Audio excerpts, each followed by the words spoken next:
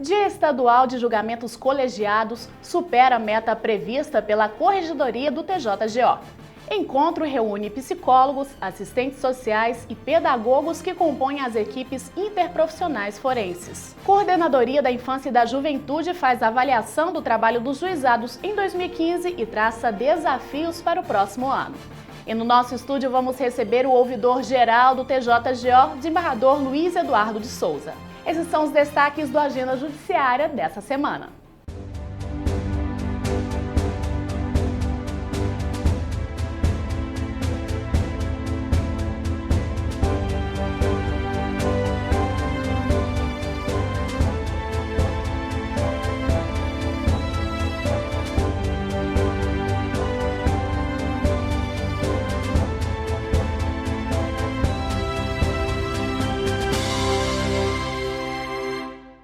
Foi divulgado o balanço do Dia Estadual de Julgamentos Colegiados, realizado no início do mês de novembro, em 13 regiões judiciárias de Goiás. Confira.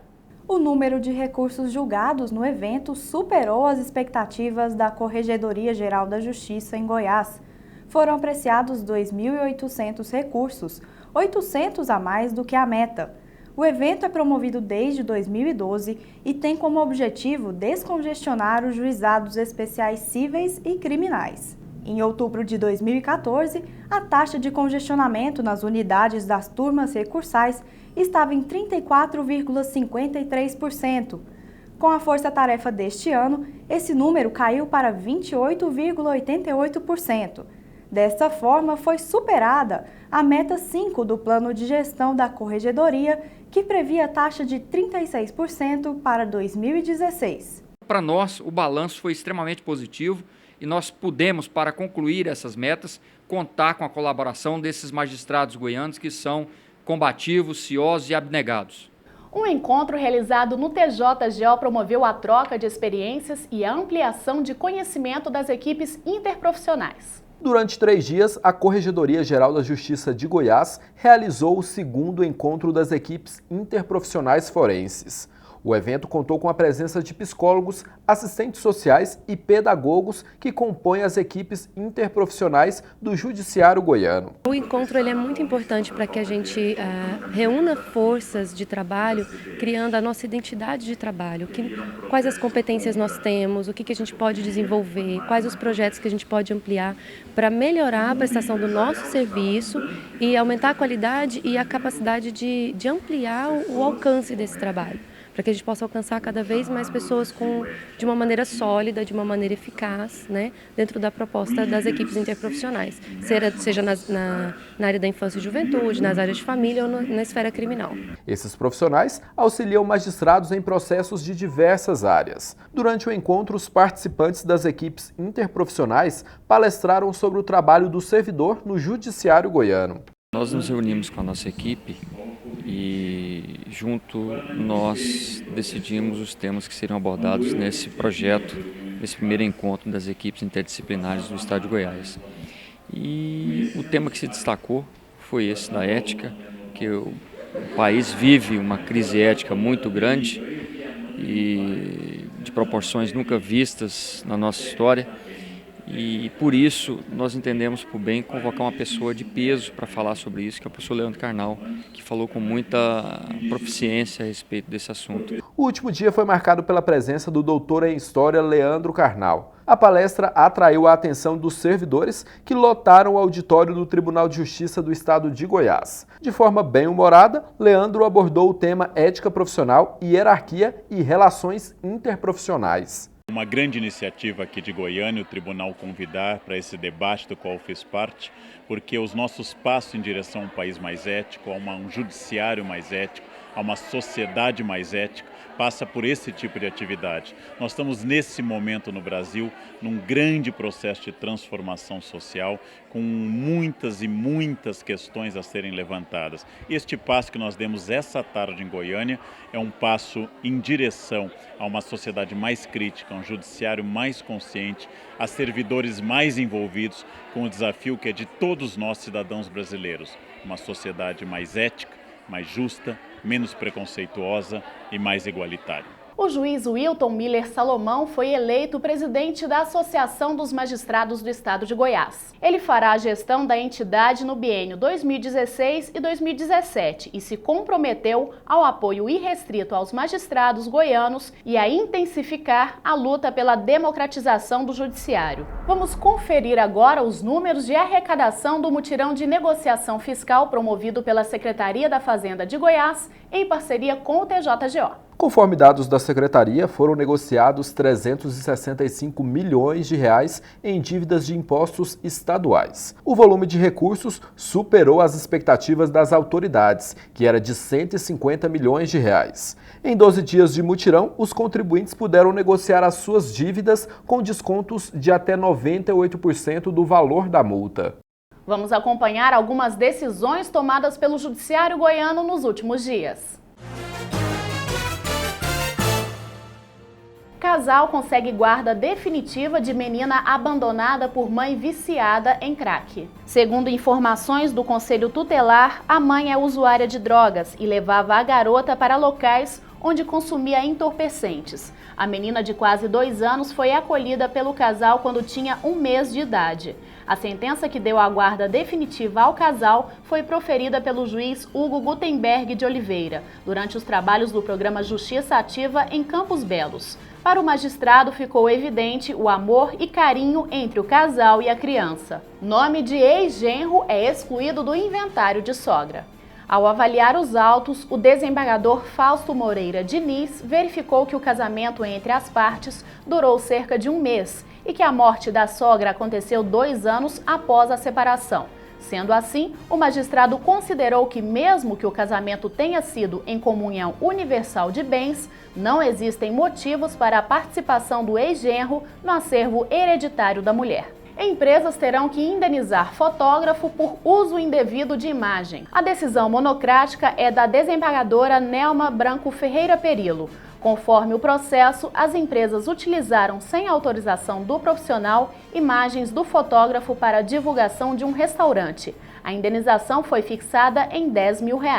Secretaria de Saúde deve providenciar aparelho para paciente com atrofia medular espinhal. Em decisão monocrática, o desembargador Walter Carlos Lemes confirmou o liminar que ordenou à Secretaria de Saúde do Estado de Goiás a fornecer um aparelho de auxílio mecânico à tosse ao paciente.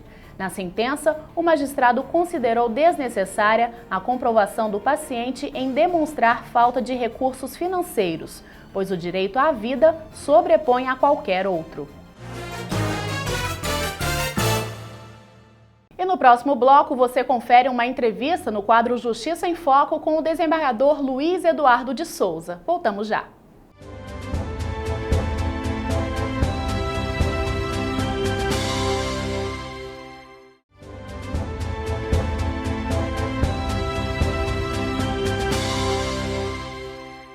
De volta com o programa Agenda Judiciária e você confere agora o quadro Justiça em Foco. O nosso convidado no quadro Justiça em Foco de hoje é o ouvidor-geral do TJGO, desembargador Luiz Eduardo de Souza. Desembargador, seja bem-vindo mais uma vez. Agradeço mais essa oportunidade que me foi dada, aos telespectadores também, os meus cumprimentos. Tá certo. O desembargador Luiz Eduardo assumiu a ouvidoria no início do ano. Antes de fazer um balanço, desembargador, desses meses já frente à ouvidoria, queria que o senhor relembrasse a importância, principalmente o papel da ouvidoria aqui no TJGO. Olha, eu sempre enfatizo que a ouvidoria tem se mostrado efetivamente como um canal de comunicação do cidadão com a administração do Poder Judiciário. E a nossa equipe, instalada aqui no térreo, através dos e-mails, através do telefone também, dos contatos, nós temos conseguido alguns resultados bem interessantes dentro de um nível de satisfação até considerável frente às reclamações e à solução da intermediação que nós estamos propondo desde o início do ano. E como que a atual administração do TJGO tem visto esse papel da ouvidoria? Olha, nós não podemos olvidar aos usuários da ouvidoria o seguinte: a ouvidoria tem passado, assim como todas as coisas de um modo geral, por uma evolução. Nós, de uma certa forma, nós evoluímos naquilo que nós estamos fazendo. A ouvidoria, até uma certa época, ela era vista não muito eficaz no sentido dessa intermediação da solução das reclamações. Mas de uns tempos para cá, através do Colégio Permanente de Ouvidores Judiciais, instalado a partir do encontro realizado este ano em Fortaleza e de um encontro agora que tivemos, a sigla é COJUD, Colégio dos Ouvidores Judiciais do país. O senhor participou dos dois? Participei dos dois, recentemente agora em Gramado, onde estabeleceu-se na Carta de Gramado uma série de proposições no sentido de fortalecimento da ouvidoria. A atual administração do eminente desembargador Leubino, nosso presidente do Tribunal de Justiça, a ouvidoria tem se mostrado, dentro da transparência e efetividade desse trabalho, como um braço direito para a administração. A administração está percebendo que nós, ouvindo o cidadão para servi-lo melhor, nós estamos contribuindo, sim, efetivamente, para um poder judiciário mais transparente, mais efetivo e mais producente. E como experiência pessoal, desembargador, o que o senhor tem visto da ouvidoria? O senhor que tem até um diferencial, nós acompanhamos, o desembargador, ele atende pessoalmente, ao menos uma vez na semana na ouvidoria, atende ali advogados, pessoas que precisam, né, da ouvidoria ali para colocar alguma sugestão, até elogios também. E como é que tem sido essa experiência para o senhor? Continuou com os atendimentos toda quinta-feira na ouvidoria? Continuo. Obviamente que algumas quinta-feiras, muitas vezes eu vou lá só para atender os meus servidores, porque às vezes não tem pautado alguma marcação das pessoas que querem falar comigo. Mas o que eu tenho observado de um modo geral desde fevereiro até agora do mês de novembro, né? São praticamente 10 meses. Às vezes o cidadão, o reclamante ou o advogado à parte, eles vão lá, às vezes sabendo que não vai ter o seu problema resolvido. E vão desabafar, vão conversar. Não é sempre. Eles vão lá mesmo com broncas, com reclamações efetivas.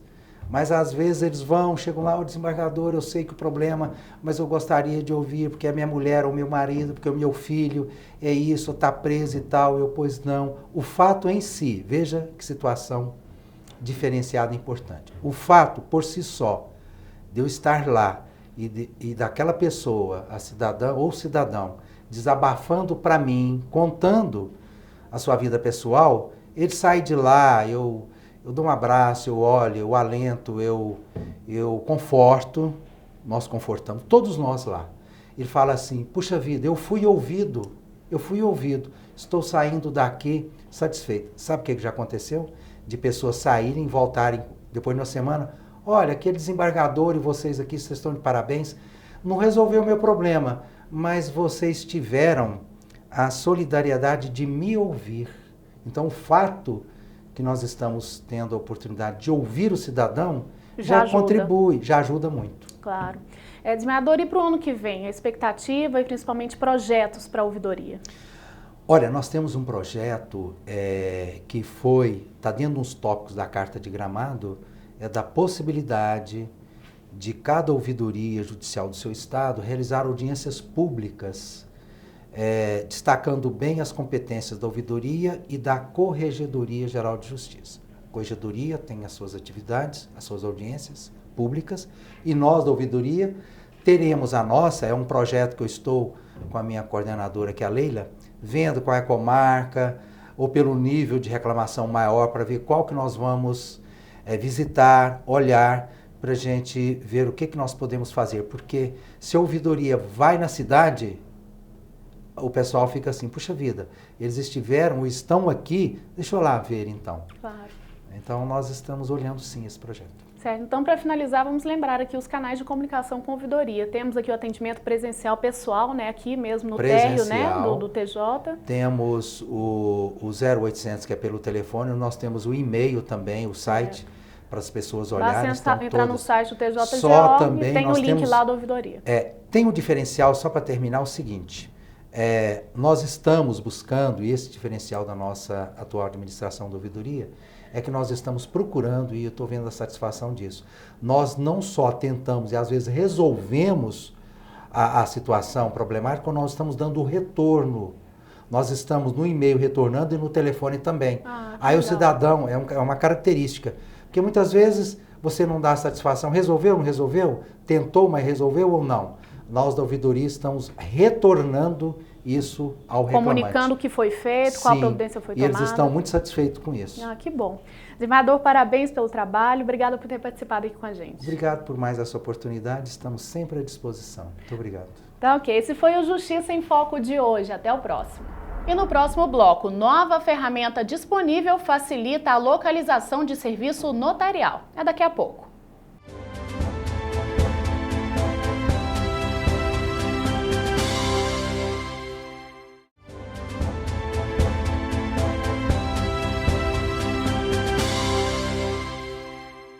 A juíza Maria Socorro de Souza Afonso da Silva fez uma avaliação do trabalho dos juizados em 2015, ano que se comemorou 25 anos do Estatuto da Criança e do Adolescente. Vamos acompanhar. Criado em 1962, o Juizado da Infância e Juventude da comarca de Goiânia zela pelo cumprimento do Estatuto da Criança e do Adolescente e lida com intensos dramas humanos com o objetivo de restabelecer a harmonia necessária para uma vida digna. O dia a dia no juizado é permeado de histórias de tragédia, abandono, droga, mas também de superação. Atualmente é dividido em duas varas, uma com competência para as causas cíveis e outra para causas infracionais. A juíza Maria Socorro de Souza Afonso da Silva, coordenadora geral da Infância e Juventude, avalia como positivas as ações desenvolvidas pelo juizado ao longo do ano, mas ressalta que ainda há desafios a serem superados. É um balanço um pouco dúbio, porque ao mesmo tempo que é satisfatório pela nossa produção, pelo empenho, pelos programas que foram implementados, não é? Tanto por mim como pela doutora Mônica, que é responsável pelo juízo civil, há também algumas dificuldades, alguns desafios que nós não superamos. E dentre elas está sendo bastante alardeado e noticiado em toda a imprensa, que é a ausência de vagas para colocação dos adolescentes em cometimento de atos infracionais mais graves. Neste ano também foram comemorados os 25 anos do Estatuto da Criança e do Adolescente, o ECA. Para Maria Socorro, o Estatuto é referência e responsável por avanços nas garantias dos direitos infantis, mas ainda precisa do esforço coletivo da sociedade para ter mais eficácia. A maioria das medidas, enfim, dos preceitos que estão ali, são realizados, aliás, a maioria não, basicamente todos, né, são realizados por uma ação conjunta da rede de proteção, que envolve legislativo, executivo e judiciário, principalmente o poder judiciário e o poder executivo. E muitas das vezes, aquilo que é feito, realizado pelo poder judiciário, ele não é atendido pelo poder executivo, pelas dificuldades estruturais, pela falta de programas políticos especialmente voltados para aquele foco, né, seja na área civil, de acolhimento, de adoção, de guarda, de atendimento à família, seja na área do ato infracional, que é o acolhimento do adolescente, o encaminhamento ele à escola, o encaminhamento ao atendimento médico, odontológico, a profissionalização, o acolhimento à família, para o fortalecimento dos vínculos. Então, eu repito, o nosso estatuto não é um estatuto que merece uma reforma.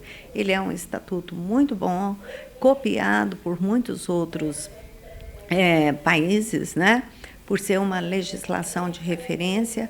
Agora, o que nos falta é a sua efetividade, ou seja, ele ser devidamente cumprido. Para o próximo ano, a juíza espera poder dar seguimento às ações já desenvolvidas pelo juizado, além de ter mais próxima parceria com o Estado, unidos pelo bem da criança e do adolescente. Que nós tenhamos mais atenção, principalmente do Estado, com as políticas, as ações voltadas à criança e ao adolescente.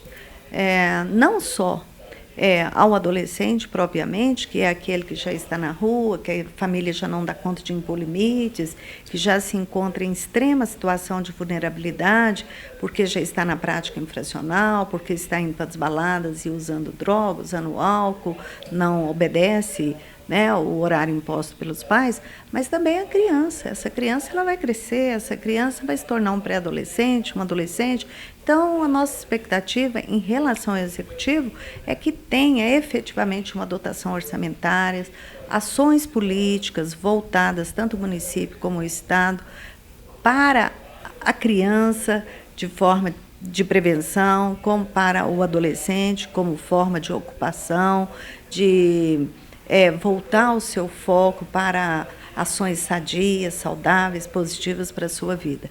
E quanto ao Poder Judiciário, o que nós aguardamos para o próximo ano, estamos na expectativa, é que o juizado receba uma atenção maior, no sentido de ser provido de mais servidores, técnicos, administrativos, juntas às escrivanias, e que sejam implementadas, né, mais ações também voltadas ao acolhimento do adolescente, como jovem aprendiz, como no pró-cerrado, e assim nós possamos, de mãos dadas, toda a equipe, né, trabalharmos com mais esperança e expectativa de que as nossas ações vão ter efetividade. Obras do artista plástico Edmar Oliveira são expostas no Espaço Cultural do TJGO. Cores vivas e marcantes. Nessa tela, Goiandira do Couto é retratada por meio do cubismo. Aqui, duas crianças brincam em frente a uma tradicional rua da cidade de Goiás. Ou seria próximo à igreja de Pirinópolis. O Cerrado Goiano encerra a temporada de exposições de 2015 no hall do Tribunal de Justiça do Estado de Goiás. 30 peças do artista plástico Edmar Oliveira estão disponíveis para visitação do público. São quadros, vasos e objetos de decoração. O artista tem 35 anos dedicados à arte e pela primeira vez apresenta suas obras no Judiciário Goiano. O senso de preservação, tanto do cerrado como o bioma, a questão cultural, a questão do fazer, do trabalhar mesmo, essa consciência é muito importante para o artista também. Quando eu trago essa temática, eu quero que as pessoas também tenham essa sensibilidade e saiba a importância de preservar aquilo que é um patrimônio de todos os goianos, que é o cerrado.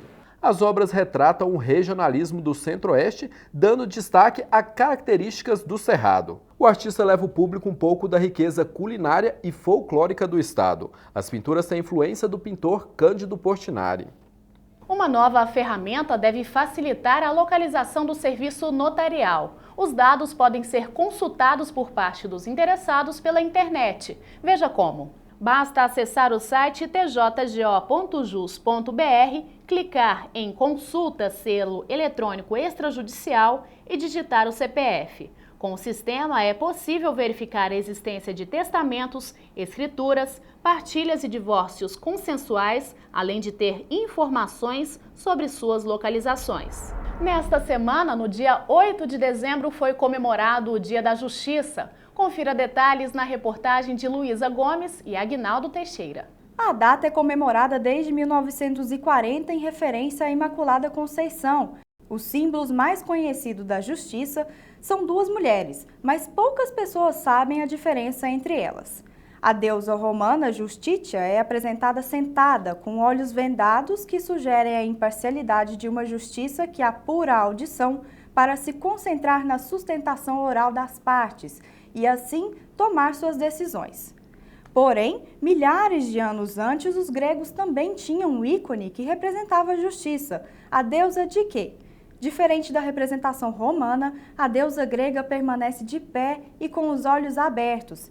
Dike simboliza uma justiça que usa a visão para ir além da declaração da vontade do direito e proferir as suas decisões. Em comum entre as duas imagens estão a espada e a balança. São elementos que transmitem força, ordem, equilíbrio e prudência na aplicação das leis. A aplicação da justiça é um instrumento de consagração da dignidade humana, objetivo fundamental da República Brasileira. Por isso, ela é feita para todos e todos os dias. Vamos ver agora os concursos públicos abertos no Poder Judiciário.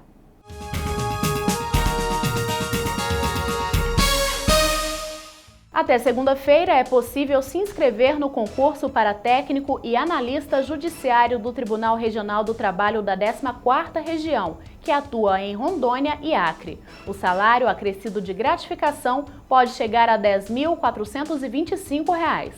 6 vagas estão disponíveis. Também há vagas para técnico e analista judiciário no Tribunal Regional do Trabalho da 23ª Região. São 16 vagas com salário de até R$ 10.425. As provas devem ser realizadas em 21 de fevereiro de 2016, na cidade de Cuiabá. A inscrição pode ser feita até 22 de dezembro. O Tribunal Regional Federal da 3ª Região tem concurso aberto para preenchimento de vagas de juiz federal substituto. Estão disponíveis 115 vagas, sendo 6 destinadas a pessoas com deficiência e 23 para negros. O prazo de inscrição vai até 22 de dezembro. A primeira etapa do concurso deve ocorrer em fevereiro do ano que vem. O Tribunal de Justiça do Amazonas realiza a seleção para juiz substituto. O concurso tem 23 vagas, sendo 15 de ampla concorrência, 3 para candidatos com deficiência e 5 reservadas a candidatos negros. O salário é de R$ 23.681. O período de inscrições vai até dia 5 de janeiro.